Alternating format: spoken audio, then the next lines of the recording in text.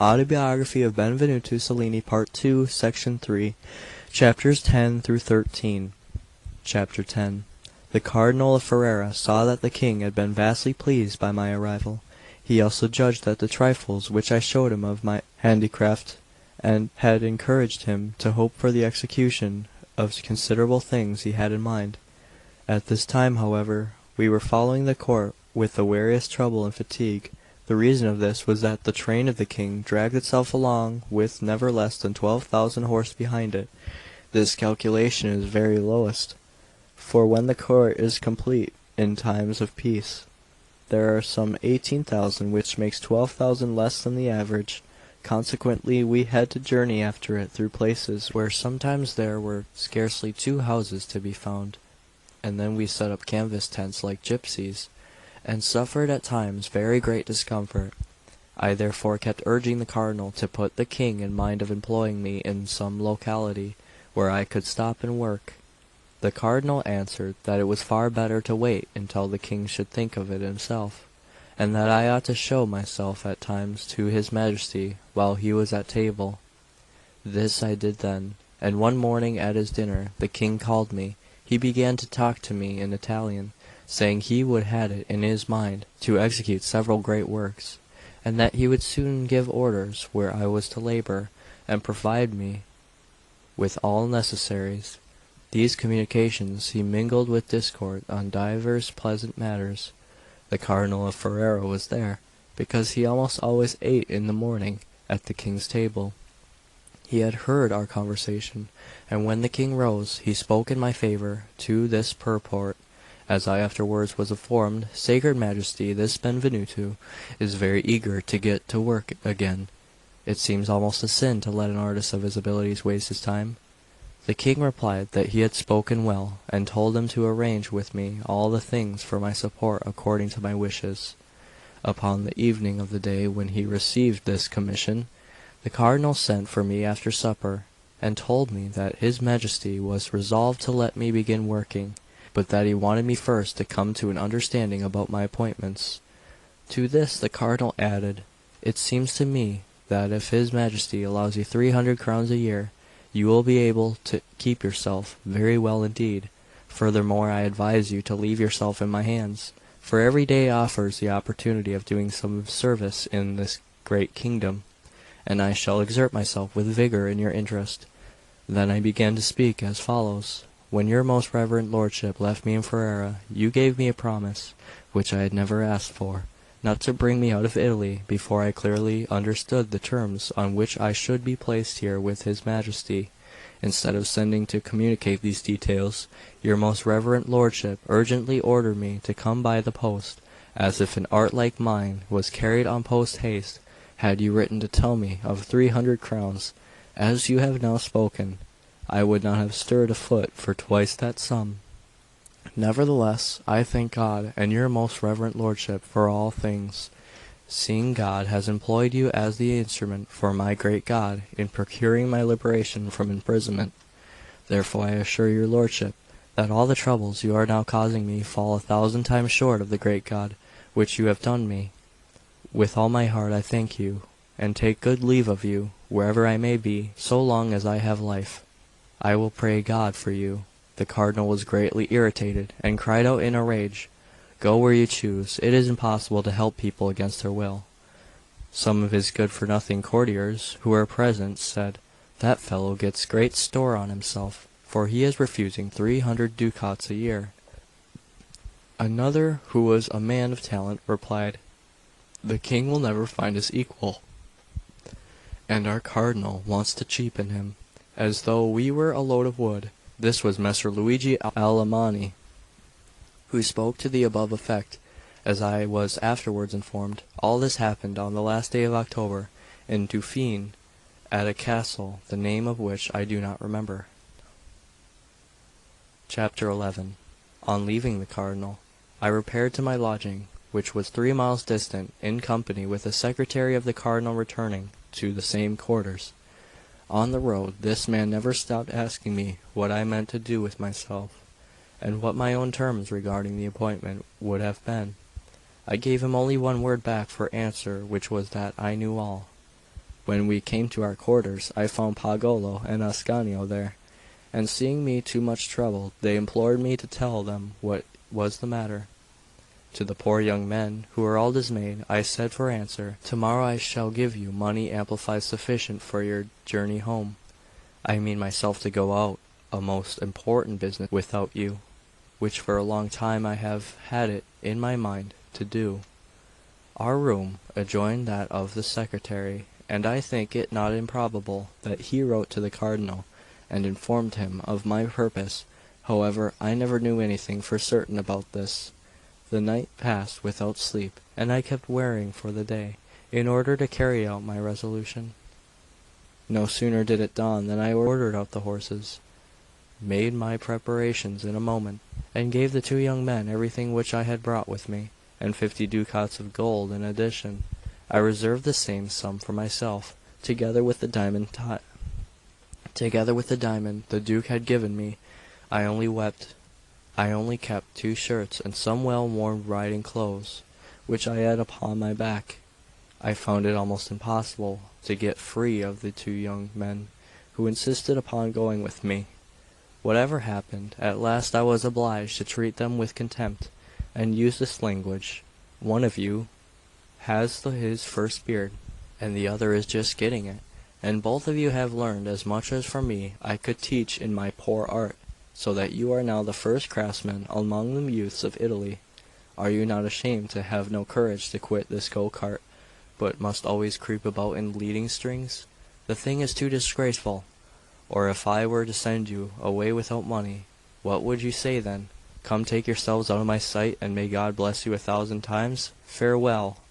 I turned my horse and left them weeping. Then I took my way along a very fair road through a forest, hoping to make at least 40 miles that day, and reach the most out-of-the-way place I could.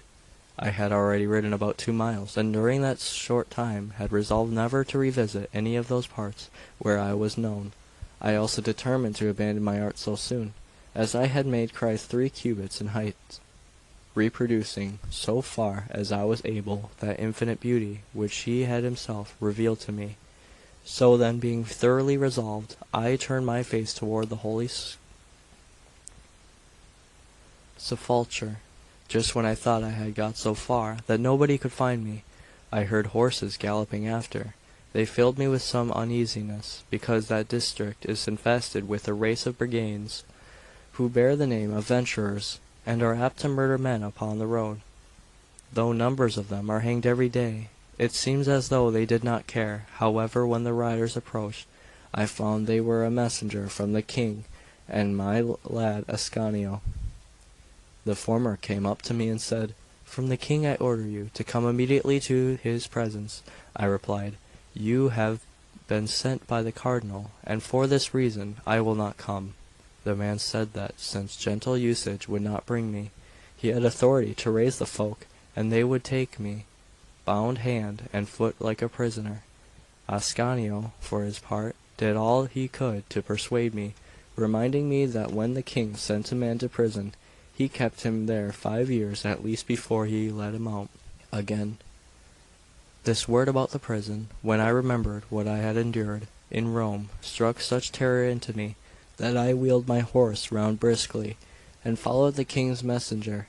He kept perpetually chattering in French through all our journey, up to the very precincts of the court, at one time bowling, now saying one thing, then another, till I felt inclined to deny God and the world. Chapter 12. On our way to the lodgings of the king we passed before those of the Cardinal of Ferrara.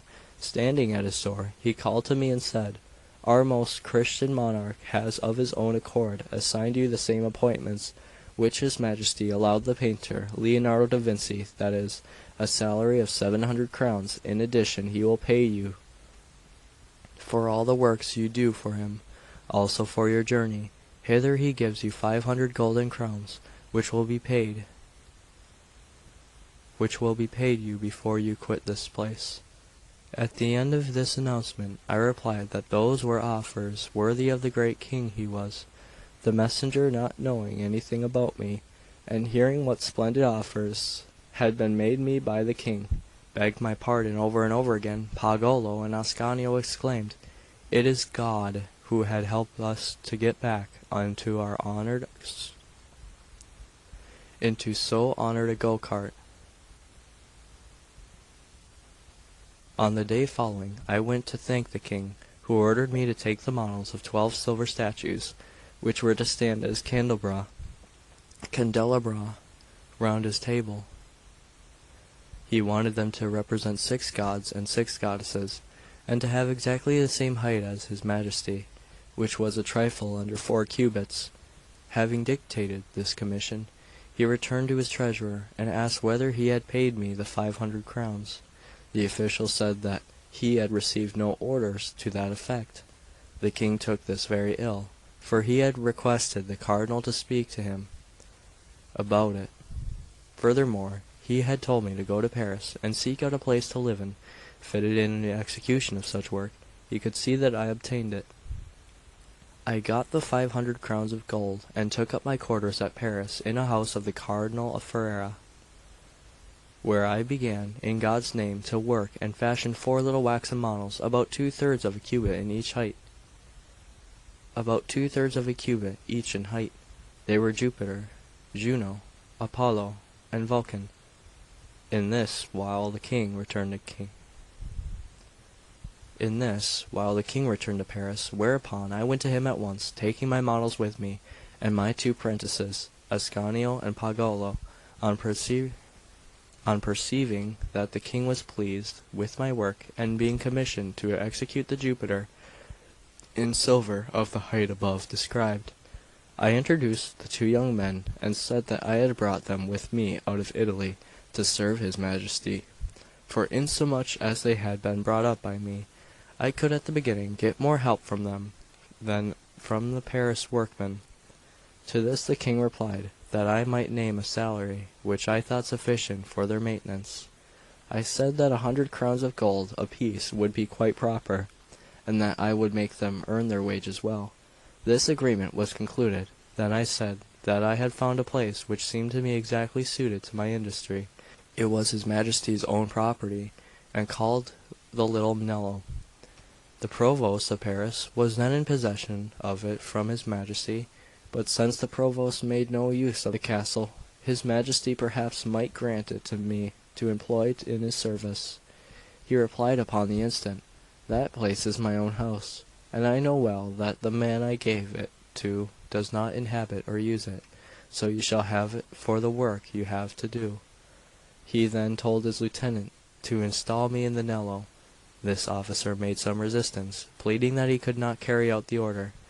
The king answered in anger that he meant to bestow his property on whom he pleased, and on a man who would serve him, seeing that he got nothing from the other. Therefore he would hear no more about it. The lieutenant then submitted that some small force would have to be employed in order to effect an entrance, to which the king answered, "Go then, and if a small force is not enough, use a great one." The officer took me immediately to the castle. There he put me in possession, if not, however, without violence. After that he warned me to take very good care that I was not murdered. I installed myself, enrolled serving men, and bought a quantity of pikes and partisans. But I remained for several days exposed to grievous annoyances, for the provost was a great nobleman of Paris, and all the other gentlefolk took part against me. They attacked me with such insults that I could hardly hold my own against them. I must not omit to mention that I entered the service of his Majesty in the year 1540, which was exactly the year in which I reached the age of 40. Chapter 13. The affronts and insults I received made me have recourse to the king, begging his Majesty to establish me in some other place. He answered, "Who are you, and what is your name?" I remained in great confusion, and could not comprehend what he meant. Holding my tongue, thus the king repeated the same words a second time angrily. Then I said my name was Benvenuto. "If, then, you are Benvenuto, of whom I have heard," replied the king, "act according to your wont, for you have my full leave to do so." I told his Majesty that all I wanted was to keep his favour. For the rest I knew nothing that could harm me. He gave a little laugh, and said, "Go your ways, then. You shall never want my favour." Upon this he told his first secretary, Monsignor de Villeroy, to see me provided and accommodated with all I needed. This Villeroy was an intimate friend of the provost, to whom the castle had been given. It was built in a triangle, right up against the city walls, and was of some antiquity, but had no garrison. The building was of considerable size. Monsignor de Villeroy counselled me to look about for something else, and by all means to leave this place alone, seeing that its owner was a man of vast power, who would most absurdly have me killed. I answered that I had come from Italy to France only in order to serve that illustrious king, and as for dying, I knew for certain that die I must. A little earlier or a little later was the matter of supreme indifference to me. Now Villeroy was a man of the highest talent, exceptionally distinguished in all points, and possessed of vast wealth. There was nothing he would not gladly have done to harm me, but he made no open demonstration of his mind.